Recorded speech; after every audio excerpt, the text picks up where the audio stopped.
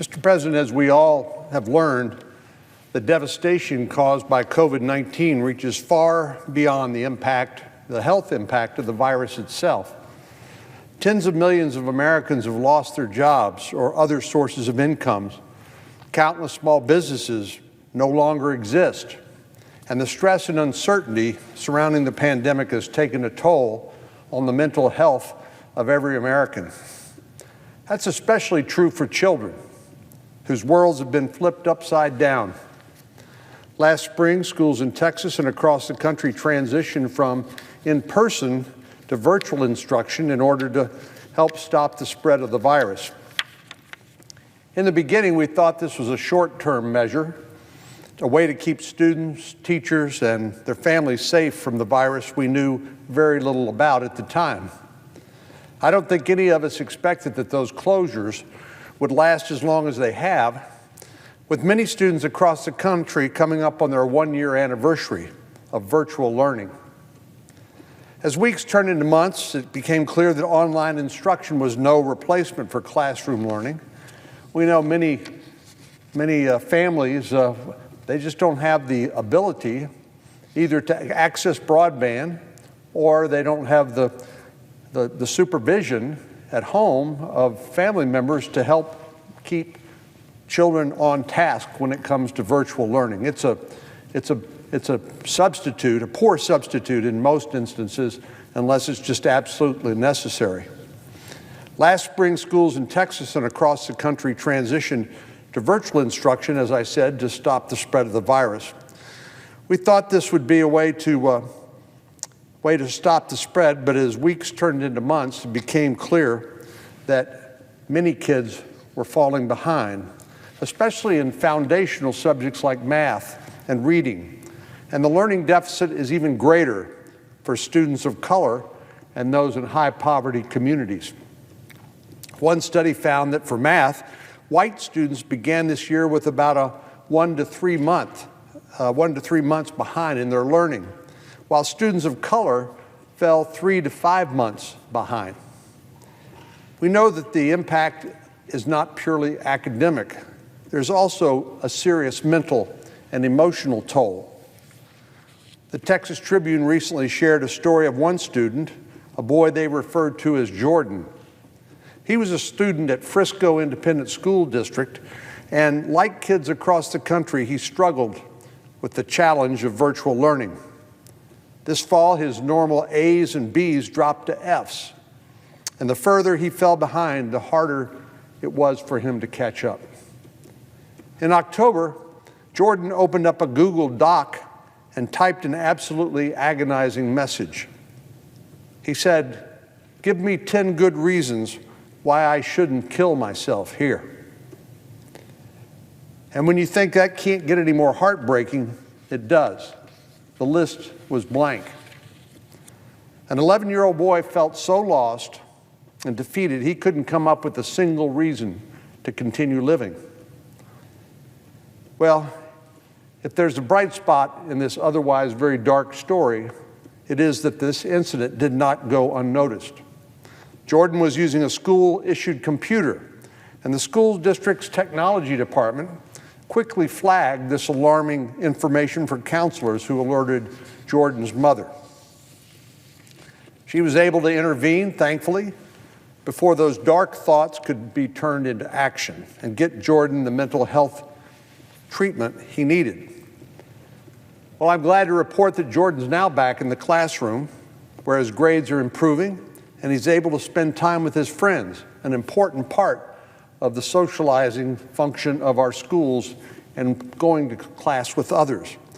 But sadly, the pain and suffering this student experienced is not unique. The Frisco Independent School District, where Jordan is a student, has already surpassed the number of students hospitalized for mental health concerns from last school year. And the number of students considering, attempting, or dying by suicide is also on track to break previous records. The pandemic has simply taken a devastating toll on our children, academically, socially, and emotionally. So, Mr. President, I'm here to add my voice to those who say we need our schools to open, and of course, to do so safely, which I believe they can. In December, then President-elect Biden promised to safely reopen the majority of schools within his first 100 days in the White House. He said it should be a national priority to get our kids back into school and to keep them in school. I agree. Our children deserve the quality and the stability that only in-person instruction can provide. And parents deserve the option to choose the learning model that works best for their kids. That's why Congress has appropriated more than $110 billion to support education, including $67 billion specifically for K through 12 students. This funding has allowed schools to supply their students with what they need for virtual learning where that's required, including laptops and hotspots, while also preparing for a safe return to the classroom. Administrators at each school are able to evaluate their individual needs and risks, and I'm sure all of them vary by circumstance to some extent. But they also need to implement the necessary precautions to keep, obviously, the students and teachers safe. Texas schools have used federal funding to update their air filtration systems, purchase personal protective equipment, and implement regular disinfecting. The results are pretty clear. A headline from the Houston Chronicle in December read, "COVID spread remains minimal in Texas schools despite state surge." The truth is, the virus doesn't affect all of us identically. There are differences according to age. The president's repeatedly emphasized his trust in science, so let's take a look at the science here. Just last week, the Center for Disease Control and Prevention published a report that found, and I quote, "There has been little evidence that schools have contributed meaningfully to increased community transmission," close quote. The lead author of that report affirmed that even in places with otherwise high infection rates, there's no evidence that schools will transmit the virus at a higher rate than the general community.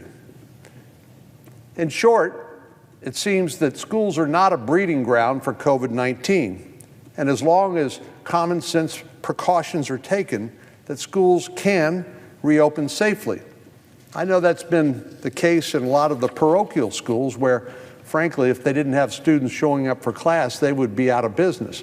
It's only the public schools where you see this phenomenon of extended virtual learning and a refusal of many teachers to return to the classroom.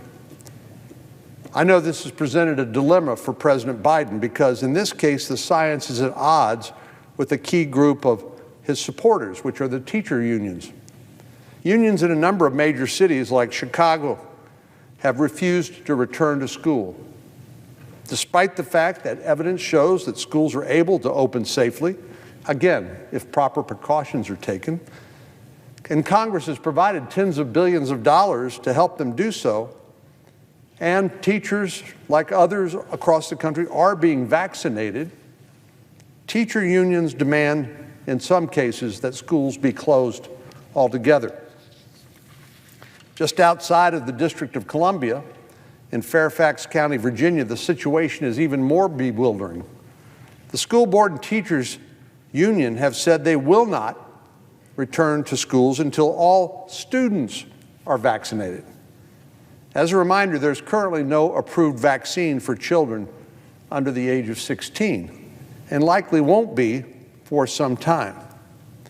Yet even with no return to in-person learning in sight, teachers are still receiving the vaccine, which I think is a good thing. More shots in arms ought to be all of our goal. But as you can imagine, the Biden administration is having a tough time explaining this one away. How on one hand, the president said, let's get children safely back in the classrooms, and on the other hand, many teachers' unions refusing to return. In a recent television experience, the president's chief of staff was asked why the teacher unions are overruling what studies would otherwise show, and he appeared to come to the defense of the union decision. Well, that's not a commitment to science. And it's important that all of us listen to the science when we make our decisions, and they not be made based on a political agenda or who is for or against the proposition. Our focus ought to be clearly on the students and the quality of education that they are receiving, as well as the collateral damage that's being done by keeping them out of the classroom.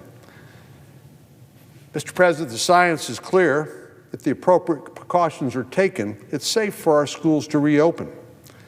And again, we've provided tens of billions of dollars to support safe reopening, including $55 billion to K through 12 schools in the omnibus that was signed into law just last December, just about a month ago. This funding is helping schools safely welcome their students back to the classroom, where they can better learn, socialize, and build a strong foundation for a successful future. We need our children to be well educated. This is the fundamental right in our democracy and necessity in a self-governing form of government. The administration shouldn't try to distance itself from the president's 100-day promise. It should do more to encourage a safe return.